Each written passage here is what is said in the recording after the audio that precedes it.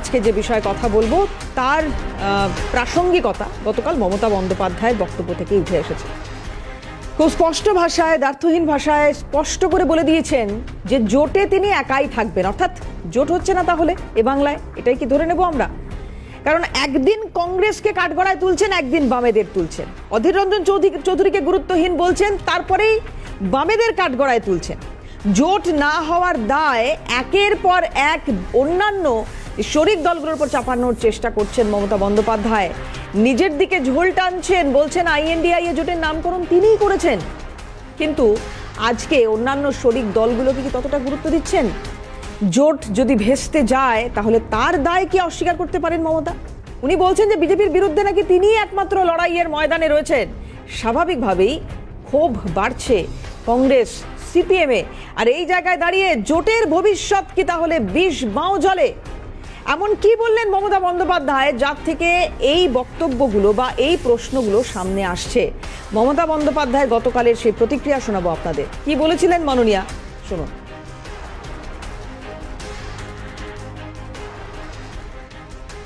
हमको बहुत असम्मान मिलते हैं, लेकिन तब भी जितना लीडर है रीजनल पार्टी को, मैंने क्या बोला, रीजनल पार्टी को इलेक्शन रीजनल पार्टी को ऊपर छोड़ दो, जो रीजनल पार्टी स्ट्रांग है।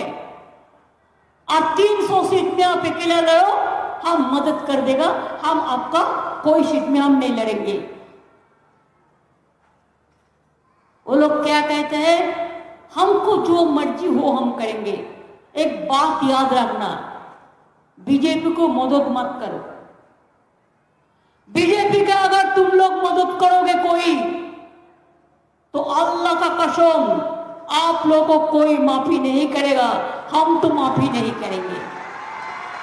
हम जब इंडिया का मीटिंग करते हैं, इंडिया नाम हमने दिया, लेकिन मेरे का दुख का बात है ये कहने का, हम जब मीटिंग में जाते हैं हम देखते हैं सीपीएम मीटिंग को कंट्रोल करते हैं, जिसको साथ 34 साल हमारा जिंदगी में लड़ाई किया हमने, हम उसको कोई एडवाइस नहीं मानेंगे।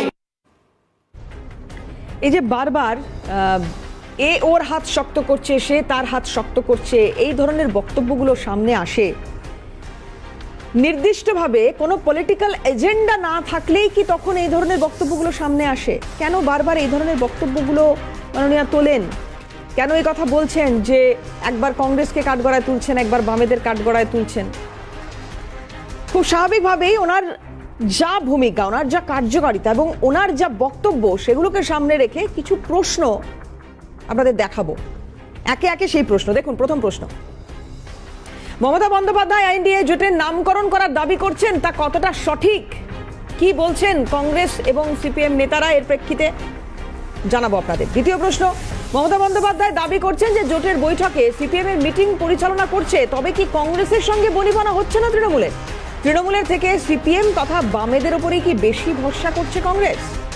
3 নম্বর প্রশ্ন, বাংলায় আসন সমঝোতা নিয়ে আইএনডিআইএ জোট শরিকরা যে কোনো সমাধানে আসতে পারছে না, মমতা বন্দ্যোপাধ্যায়ের মন্তব্য কি তা পরিষ্কার করে দিল? চতুর্থ প্রশ্ন, বাম আগেই তৃণমূল ও বিজেপির মধ্যে সেটিং এর তত্ত্ব দিয়েছে, এবার আবার নাম না করে বামেদের বিরুদ্ধে বিজেপিকে সাহায্য করার অভিযোগ করছেন মমতা বন্দ্যোপাধ্যায়। বিজেপিকে আসলে সুবিধে পাইয়ে দিচ্ছে কে, সিপিএম নাকি তৃণমূল?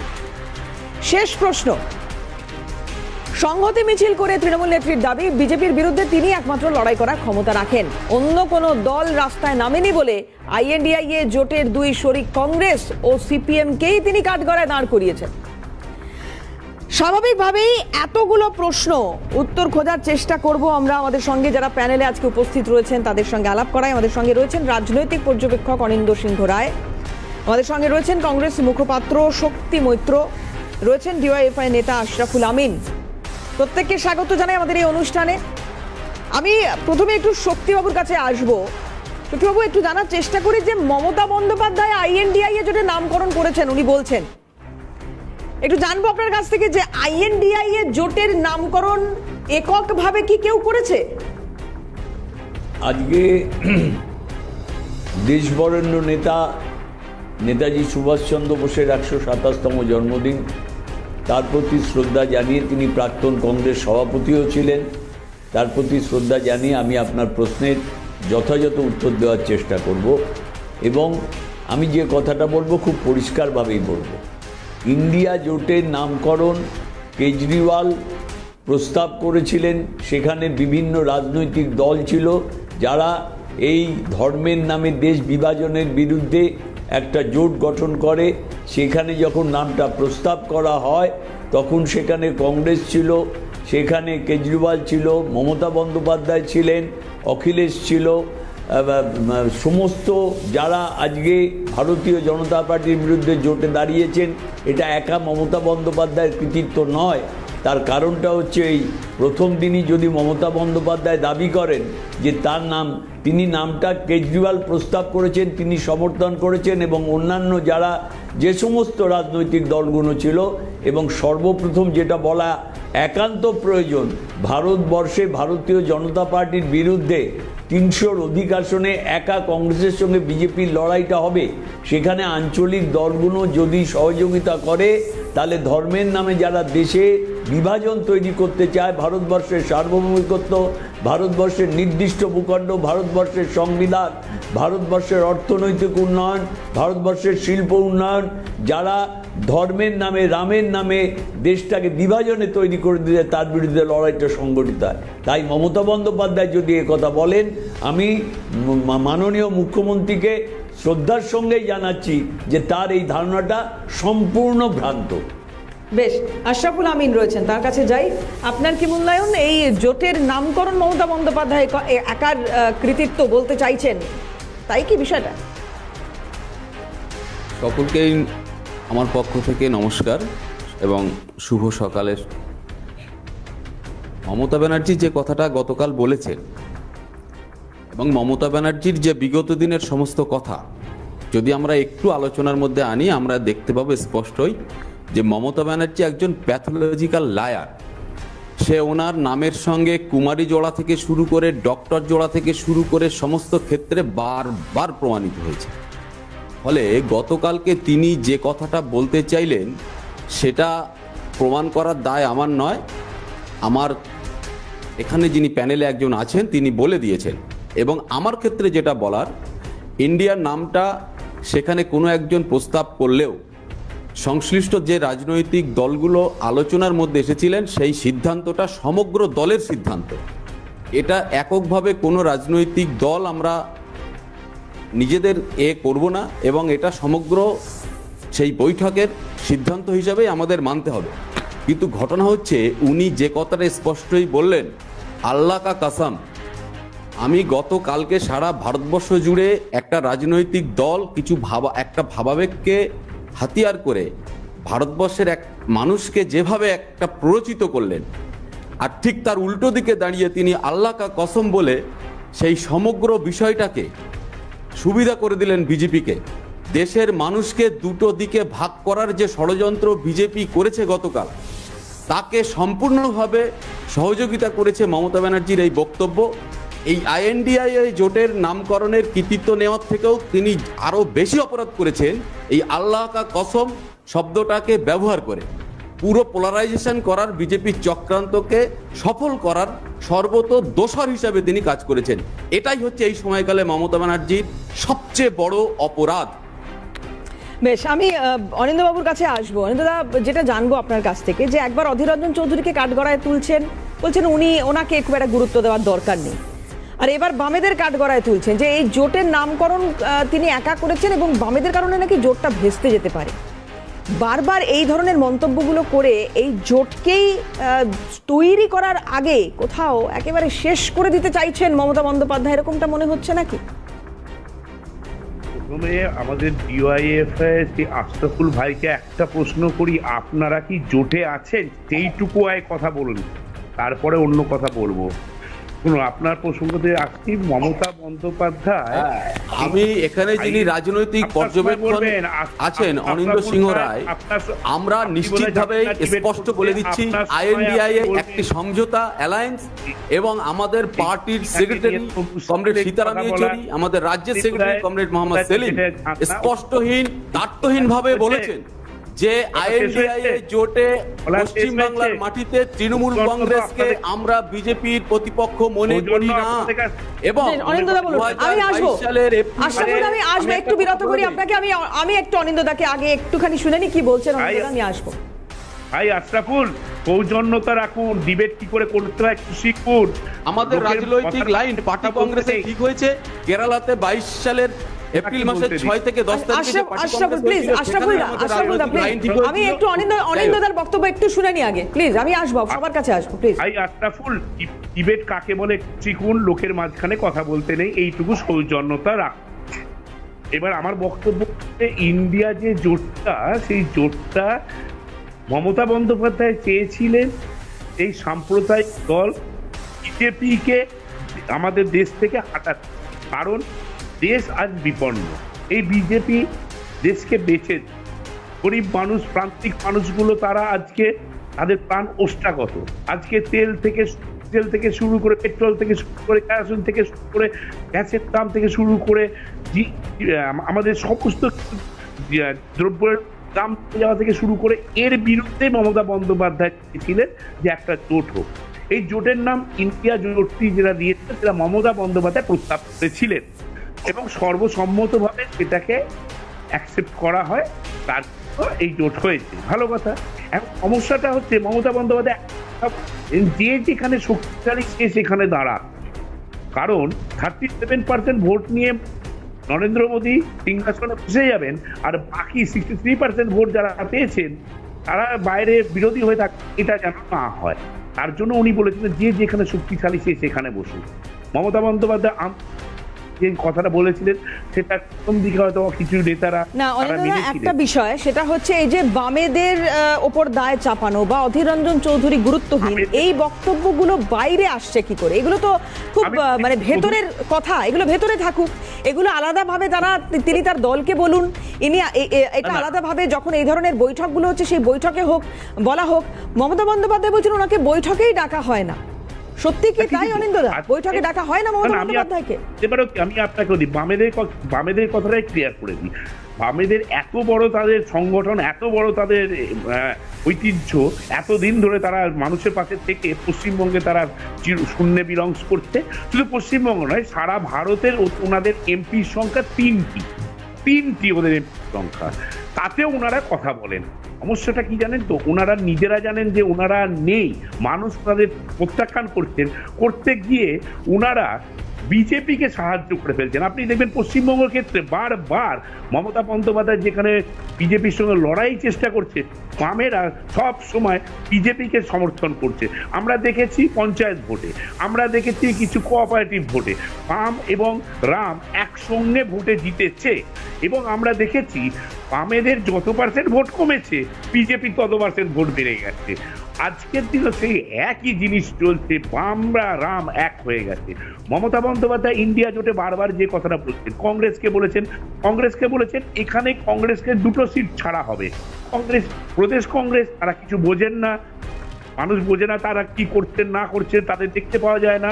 তারা আবার রাহুল গান্ধীকে গিয়ে বলেছেন না 10টা সিট লাগে। রাহুল গান্ধী এই প্রসঙ্গে ওনাদের বলেছেন যে কলকাতার সারাউন্ডিং 300 কিলোমিটারের মধ্যে আপনাদের কটা আসন আছে বলতে পারবেন? তাহলে এই বাংলার উপর দিয়ে রাহুল গান্ধীর ন্যায় যাত্রা নিয়ে যাওয়াতেও মমতা বন্দ্যোপাধ্যায়ের আপত্তি, সেটার কি কারণ? একদমই আপনি ভুল করছেন। এবং রাহুল গান্ধী আপনি দেখুন উত্তরবঙ্গ দিয়ে যাচ্ছেন, কলকাতা দিয়ে যাচ্ছেন না। কোনো একটি রাজনৈতিক দল তারা রাজনৈতিক প্রচার করবেন, তাতে কোনো অসুবিধা নেই, কিন্তু সমস্যাটা হচ্ছে আমরা কি চাই? আমরা চাই হচ্ছে সাম্প্রদায়িক দল বিজেপিকে সরাতে। সেটা আমরা আন্তরিক, তৃণমূল কংগ্রেস আন্তরিক হলেও এই সিপিএম কোনোভাবেই আন্তরিক নয়। এদের একটা অদ্ভুত ব্যাপার থাকে, এদের কথা মানুষ বুঝতে পারে না। কিছুদিন আগে একটা সরকার দলকে মানুষ বুঝতে না পেরে 34 বছর ক্ষমতা রেখে দিল। আমি বলছি না পেরে 34 বছর ক্ষমতা রেখে দিল একটা দলকে। দাদা অনিন্দ দাদা, আমি একটু বিরত করবো আপনাকে, দাদা বাকিরাও বলবেন। বাবুর কাছে যাবো, কিন্তু তার আগে আজকে একটা রিয়াকশন একটু আপনাদের শোনাবো। সেটা হচ্ছে বিজেপি সাংসদ দিলীপ ঘোষের এই জোট নিয়ে কি বলছে শুনুন। নিজের পার্টিতে কেউ কাউকে সম্মান করে না, জোটে সম্মান করবে কি? কে নেতা হবে ওখানে, কে প্রধানমন্ত্রী, তার লড়াই চলছে। সমাজ মোদির দিকে আছে, তোমরা যতই লড়াই করো কিছুই করতে পারবে না, কারণ মানুষ তোমাদেরকে প্রত্যাখ্যান। কংগ্রেস থেকে বেরিয়ে এসে তৃণমূল কংগ্রেস তৈরি করলেন মাননীয় মুখ্যমন্ত্রী, এখন বর্তমানে মাননীয় মুখ্যমন্ত্রী মমতা বন্দ্যোপাধ্যায়, এবং সেদিনকে তাকে এই তকমা দেওয়া হয়েছিল যে অগ্নিকন্যা। এখনও তার দলের লোকজন মনে করেন যে তিনি অগ্নিকন্যায়, তিনি রাস্তায় নামলে তার সঙ্গে প্রচুর মানুষ আসেন, নামেন, হাঁটেন। কিন্তু এত মানুষ যখন তার সঙ্গে রয়েছেন, অর্থাৎ তিনি মানুষকে একসঙ্গে নিয়ে চলার ক্ষমতা রাখেন, এটা ধরে নিতে হবে। আর যদি তাই পারেন, তাহলে জোটকে কেন একত্রিত করা যাচ্ছে না, হচ্ছে না? এবং তার বক্তব্য থেকেই এমন কিছু বিষয় সামনে আসছে যাতে মনে হচ্ছে যে এই জোটটা না হলেই ভালো, অন্তত মমতা বন্দ্যোপাধ্যায় তাই চাইছেন। শক্তিবাবু রয়েছেন আমাদের কাছে, শক্তিবাবুর কাছে যাব। আপনার কিছু বলারও বোধহয় ছিল, আমি দুটো বিষয় জানতে চাই আপনার কাছে। এক হচ্ছে আপনার যেটা বক্তব্য অনিন্দ্যবাবুর কথার প্রেক্ষিতে, এবং পাশাপাশি বিশ্বাসঘাতকতা মমতা বন্দ্যোপাধ্যায় করেছেন কংগ্রেসের সঙ্গে, একথা বহুবার বহু আলোচনায় উঠে এসেছে। সেই মানুষটাকে নিয়ে জোট গড়ার ভাবনা চিন্তাই বা কেন কংগ্রেস করছে বা করেছে, বা হয়তো আগামী দিনেও করতে পারে, জানি না, কেন? শক্তিবাবু দেখুন, যিনি এর আগে রাজনৈতিক পর্যবেক্ষক হিসেবে বক্তব্য রাখলেন, তার বক্তব্য শুনলেন। আপনি আমার কাছে নির্দিষ্ট দুটো প্রশ্নের উত্তর চেয়েছেন, আমি আপনাকে নির্দিষ্ট দুটো প্রশ্নেরই উত্তর দিচ্ছি, সময় নষ্ট না করে। সৃষ্টি যবে স্রষ্টাকে করে অস্বীকার। 1984 সাল, ইন্দিরা গান্ধীর মৃত্যু, দক্ষিণ কলকাতার সোমনাথ চট্টোপাধ্যায়ের মতো দুর্দান্ত প্রতাপ একজন মেম্বার অফ পার্লামেন্টকে হারালেন কে? আমাদের মমতা বন্দ্যোপাধ্যায়। ভারতবর্ষের রাজনীতির পীঠস্থান পার্লামেন্টে প্রবেশ করলো ইন্দিরা গান্ধীর রক্তের ওপর দাঁড়িয়ে। সেইবারই 16টা আসন নির্বাচনে জয়লাভ করলো ভারতবর্ষের জাতীয় কংগ্রেস। বিশ্বাসঘাতকতা, একটা কথা মাথায় রাখতে হবে, এই কথাটাই যে আজকে নেতাজি সুভাষ বোসের জন্মদিন। ব্রিটিশ সাম্রাজ্যবাদের বিরুদ্ধে লড়াই করবার জন্য সুভাষ বোস হিটলারের সঙ্গেও বসেছিলেন। একটা কথা মাথায় রাখতে হবে, চিহ্নিত করতে হবে, আপনার সবচেয়ে বড় শত্রু কে? দেশটাকে ভেঙে টুকরো করতে চাইছে কে? দেশের সংবিধান ভেঙে নষ্ট করতে চাইছে কে? দেশের সার্বভৌমিকতাকে নষ্ট করতে চাইছে কে? দেশের অর্থনৈতিক উন্নয়নকে ধ্বংস করতে চাইছে কে? দেশের শিল্প, দেশের শিক্ষা, দেশের সংস্কৃতি। রাম আমাদের কাছে পূজনীয়, রামলালার পূজনীয়। আমরা কখনো রামের বিরোধিতা করি না। ছোটবেলায় যেদিন আমরা সচিত্র রামায়ণ পেয়েছিলাম, আনন্দে আমরা নেচে উঠেছিলাম। প্রত্যেকটা হিন্দুর পরিবারে দুটো ধর্মগ্রন্থ থাকতো, একটা রামায়ণ, একটা মহাভারত। আজকে তাকে নিয়ে 22 তারিখ কেন চিহ্নিত করা হলো? যদি 2024-এ যদি নির্বাচনটা না থাকতো, এই রাম নিয়ে আপনার মনে আছে আদবানির রথযাত্রা, এই রাম নিয়ে মনে আছে গোধরা কাণ্ড, এই রাম নিয়ে মনে আছে বাবরি মসজিদ।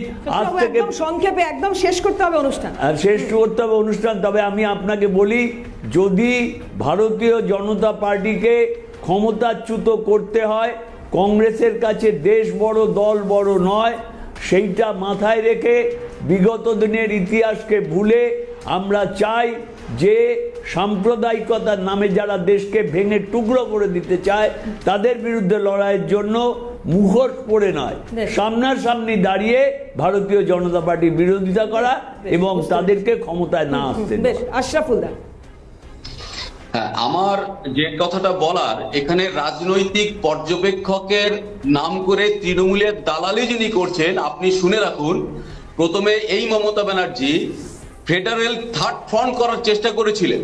বিজেপি বিরোধী ঐক্যকে ভাঙার জন্য ভারতবর্ষের বিভিন্ন রাজনৈতিক দলের নেতাদেরকে বাংলায় ডেকে এনে তাদেরকে ঐক্য ভাঙার চেষ্টা করেছিলেন, এবং বিপক্ষে কমিউনিস্ট পার্টির পরামর্শে জাতীয় কংগ্রেসের উদ্দেশ্যে সারা ভারতবর্ষ জুড়ে যখন ভারতবর্ষের সংবিধানকে বাঁচানোর জন্য, ভারতবর্ষকে বাঁচানোর জন্য, ভারতের অখণ্ডতাকে বাঁচানোর জন্য যে বিজেপিকে পরাজিত করতে হবে, এই কমন এজেন্ডায় যখন বিজেপি বিরোধী সমস্ত রাজনৈতিক দলকে ঐক্যবদ্ধ করছে, আর মমতা ব্যানার্জি এবং তৃণমূল কংগ্রেসকে বিশ্বাসঘাতক মনে করে সমস্ত রাজনৈতিক দল যখন তাকে প্রত্যাখ্যান করেছে, ঠিক সেই সময় মমতা ব্যানার্জি নিজে ছোট হয়ে মাথা নিচু করে ওই জোটের মধ্যে ঢোকার চেষ্টা করেছে।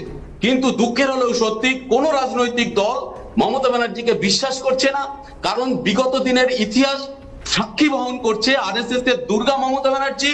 বেশ, কলকাতাতে বুঝতে পেরেছি। এমপি একদম ইলেকশনে শেষ করবো তপন অনুষ্ঠান, শিকদারকে অনিন্দ্যদাকে জেতানোর দিয়ে শেষ কারিগর করবো। ছিল মমতা ব্যানার্জি। বেশ, এই মমতা আশরাফুল দা প্লিজ একদম খুব সংক্ষেপে 30 সেকেন্ডে অনিন্দ্যদা। সেখানে শেষ করছি। শক্তিবাবুকে দুটো কথা বলবো আর আশরাফুল ভাইকে দুটো কথা বলবো। শক্তিবাবু 34 বছর সময় পেয়েছিল কংগ্রেস সিপিএম কে সরানোর ক্ষেত্রে, সরাতে পেরেছিলেন হ্যাঁ কি না? এক।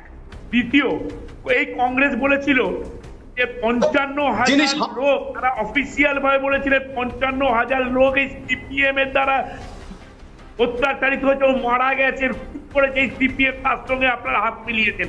লজ্জা করে না? আর রইল আশরাফ ভাইকে একটা কথা বলি, আপনি এখনো বকে যাচ্ছেন, কেন বকছেন আপনি নিজেও জানেন না। সিপিএম কথা বলছে, হ্যাঁ, যাকে বাংলার মানুষ কংগ্রেসকে এবং সিপিআইএম কে আশরাফুল দা প্লিজ একটু শুনুন আশরাফুল দা, একটু অনিন্দ্যদার বক্তব্যটা শুনুন। হ্যাঁ, এই সিপিএম কে বাংলার মানুষ শুনতে পাঠিয়ে দিয়েছেন, তারা কথা বলেন কি করে? বেশ, আজকে বাংলায় 34 বছরের যে অত্যাচার করেছে সিপিএম, তারপরও তারা কথা বলে কি করে? আশরাফুল বাবু জানেন না যে বাংলায় কি করতে হবে? বুঝতে পেরেছি। আপাতত আজকে সময় শেষ করতে হবে অনুষ্ঠান। আমি তিনজনকেই ধন্যবাদ জানাবো, শক্তিবাবু ছিলেন, আশরাফুল দা ছিলেন এবং অনিন্দ্যদা ছিলেন, তিনজনকেই ধন্যবাদ জানাবো। অন্তত আমাদের এই প্যানেল থেকে এটা বুঝতে পারলাম যে এই জোটের ভবিষ্যৎ বিষবাও জলে।